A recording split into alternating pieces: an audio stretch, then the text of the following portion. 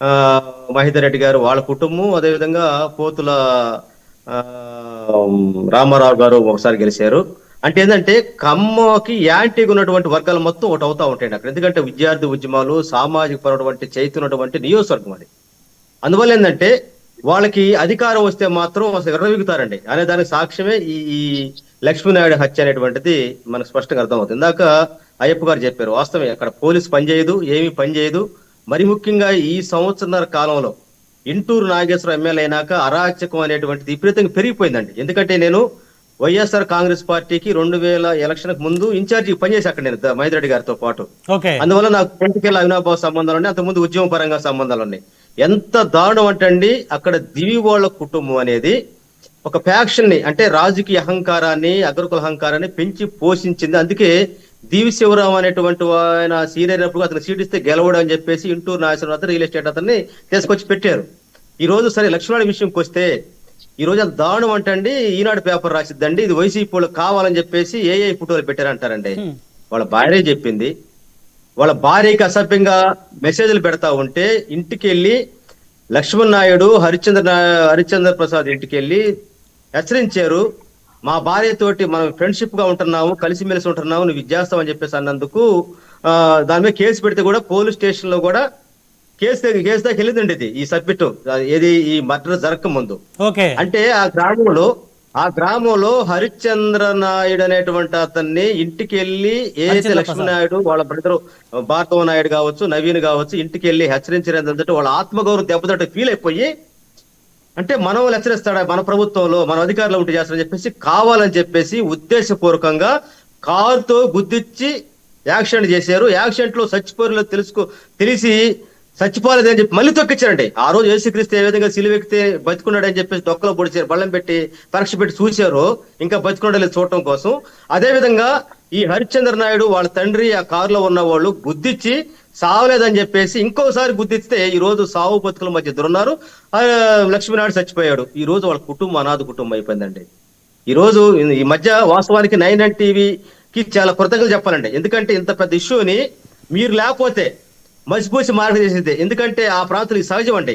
ఇదే మండలంలో దప్పలం పాడేటువంటి గ్రామంలో ఒక 3 నెలల క్రితం ఎస్సీలు అక్కడ వంటి అగ్రకులాలనే అది ఇదే సమస్య ప్రశ్నించారని చెప్పేసి వాళ్ళు సోషల్ బైకట్ చేశారండి. సోషల్ బైకట్ చేస్తే వాళ్ళు కేసు పెడితే మళ్ళీ ఎమ్మటే అంతే జుట్టు అందకపోతే కాళ్ళనట్టుగా పోయి స్టేషన్ దగ్గర పోయి మళ్ళీ సోషల్ బైకట్ జరిగితే పెద్ద కేసు అని చెప్పేసి అని సీఏ దగ్గర పోయి ఏదో పొరపడదని చెప్పేసి కేసు మార్పు చేసుకున్న పరిస్థితి ఉంది.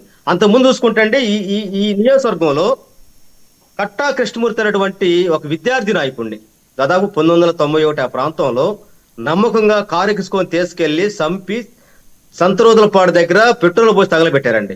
ఆ తర్వాత గోళ్ళ విజయవర్ధన్ అనేటువంటి ఒక బృందావనం, కందుకూరులో బృందావనం కాలనీ సంబంధించిన యువకుడిని కాలేజీలో ప్రశ్నిస్తాడని చెప్పేసి పీడిఎస్యు విభాగానికి సంబంధించిన అతను చంపినటువంటి పరిస్థితి ఉందండి. అందువల్ల ఏంటంటే అక్కడ హత్య చేయటం అనేది ఆ ప్రాంతంలో వాళ్ళకి వెన్నతో పెట్టినటువంటి విద్య.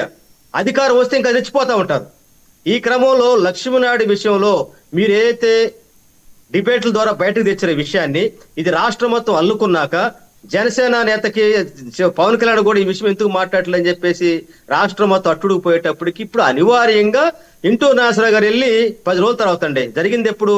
అక్టోబర్ 2 అంటే గాంధీ జయంతి రోజు పట్టపగలు ఒక మర్డర్ చేశారంటే వీళ్ళకి ఏమాత్రం ఈ చట్టాల మీద గౌరవం ఉందండి. ఈ రోజు దసరా మరి దసరాకి అమ్మవారు బలిచ్చినట్టు ఈ అహంకారం తోటి లక్ష్మణ్ నాయుడిని చంపారంటే ఎంతకంటే బాధాకర విషయం అండి. ఒక స్థానిక శాసనసభ్యుడు వాళ్ళకు ఓట్లేసి గెలిపించినటువంటి కార్యకర్త చచ్చిపోతే సరే కాసేపు పక్కన పెడతాడు, గొడవ లేదు, పోయి స్థానికంగా పోయి పరామర్శించాలి కదా. ఆ పరామర్శించి ఆ కుటుంబానికి ధైర్యం చెప్పాలి కదా, చట్టపరమైన చర్యలు చెప్పాలి కదా. ఎప్పుడైతే మీరు డిబేట్లు పెట్టారో కాపు సంఘ నేతలు మొత్తం పోయి ఈ విషయాన్ని వాళ్ళు ఎప్పుడైతే ఓన్ చేసుకున్నారో అప్పుడు అనివార్యంగా నిన్న పోయి నాగేశ్వరరావు గారు పోయి మీ కుటుంబానికి అండగుంటాను, నేను అవుట్ సోర్సింగ్ లో జాబ్ ఇప్పిస్తాను ఇది అని చెప్పేసి కళ్ళనీళ్లు తోడటం అనేటువంటిది బాధాకర విషయం అండి. ఏదేమైనా సరే ఈ రోజు ఆంధ్రప్రదేశ్ లో ఒక రెడ్ బుక్ రాజ్యాంగం వాళ్ళకి ఎదురొస్తే వాళ్ళ నాయుళ్ళని చూడరు. జనరల్గా ఒక కృతజ్ఞత ఉంటుందండి. అయ్యో పాప మనోడే కదా, పాప మనదాకా ఏదో ఉన్నాడు, మనతో కలిసి ఉన్నాడు, మనం అంతా కలిసి పనిచేసాం కదా కృతజ్ఞత లేదంటే అసలు ఉండదండి. ఎందుకంటే తెలుగుదేశం పార్టీ అనేది కనపడదు కానీ ఒక దుర్మార్గుడు వంటి పార్టీ వ్యవస్థ అధికారంలోకి వస్తే వాళ్ళ కట్టవచ్చులు మొత్తం తొక్కుంటూ వెళ్ళిపోయేటువంటి పరిస్థితి, దానికి సాక్ష్యం మరి లక్ష్మీనాయుడు సంఘటన, కందుకూరు నియోజకవర్గం సంఘటన. దీని మీద మరి జనసేన కార్యకర్త చచ్చిపోతే ఈ రోజు పవన్ కళ్యాణ్ గారు సిగ్గు లేకుండా, నేను ప్రశ్నిస్తున్నటువంటి ఆ పెద్ద మనిషి, అదేవిధంగా ఈ రోజు సిగ్గు లేకుండా 15 సంవత్సరాల పాటు మేము కలిసి ఉంటాం, ఇంకా ఇదే విధంగా ఉండాలని చెప్పేసి అంటే, ఈ రోజు ఏ సామాజిక వర్గం అయితే పవన్ కళ్యాణ్ గారిని పెంచి పోషించినటువంటి ఆ సామాజిక వర్గం సమిధులు అవుతా ఉంటే, ఆ సమిధుల మీద, ఆ శవాల మీద బుల్లో చేసినటువంటి ఈ పార్టీని మళ్ళీ 15 సంవత్సరాల పాటు ఉంచుతామంటే ఎడిపోతుందండి సమాజం, ఎడిపోతుంది ఈ పవన్ కళ్యాణ్ గారు ప్రశ్నించేటువంటి తత్వం. కాదు కాదు కనకారావు గారు, ఇక్కడ ఒక్క నాయకునే కాదు, హోంమంత్రి గారు ఉన్నారు, ముఖ్యమంత్రి గారు ఉన్నారు, నారా లోకేష్ గారు ఉన్నారు, అందరూ ఉన్నారు. ఒక్క పవన్ కళ్యాణ్ గారు ముఖ్యమంత్రి కాదు కదా, ఆయన ఏమో ప్రభుత్వాన్ని పూర్తిగా ఆయన నడపట్లేదు కదా. సో అందరూ బాధ్యత, అందరూ రెస్పాండ్ అవ్వాలని మీరు మాట్లాడటం బాగుంటుంది, కానీ కేవలం ఒక్క పార్టీ అధినేతనే ఒక్కరిని మాట్లాడటం కరెక్ట్ కాదు. మానవీయ కోణంలో దీన్ని ఖండించాల్సిన అవసరం ఉంది. ఇలాంటి సంఘటన పునరావృతం కావద్దు. ఇందాక అయ్యప్ప గారు మంచి మాట చెప్పాడు. ఎవరండి వేరే సోదరి లెక్కరో, ఈ రోజు వాస్తవానికి ఇప్పుడు బయటకు వచ్చింది ఈ కల్తీ లెక్కరో. ఎంతకంటే ముందే సింతాయి గారి పాలన దగ్గర పెద్ద డన్ను పెట్టి కల్తీ సారాయి సీసా ఉన్నటువంటి దాంట్లో మాఫియా డాను వేరే సోదరుడు వాళ్ళ ఓటాల మధ్య వైరుధ్యం వచ్చి చంపేస్తే దానికి చంద్రబాబు వెళ్ళి కాడి మోస్తాడా? తప్పు లేదు, మంచిదే వాళ్ళ కార్యకర్త కోసం. మరి ఇది కూడా మీ కార్యకర్త కదా, ఎందుకు పోవట్లేదు మీరు? ఎందుకు హోంమంత్రి మొన్న ఏదైతే దేవళంపేట అంబేద్కర్ హోం తగలబెడితే దాని దగ్గరికి పోయింది కదా, ఎందుకు ఈ రోజు మరి మీ పార్టీలో కార్యకర్త, మీ పార్టీలో భాగస్వామైనటువంటి కార్యకర్త చనిపో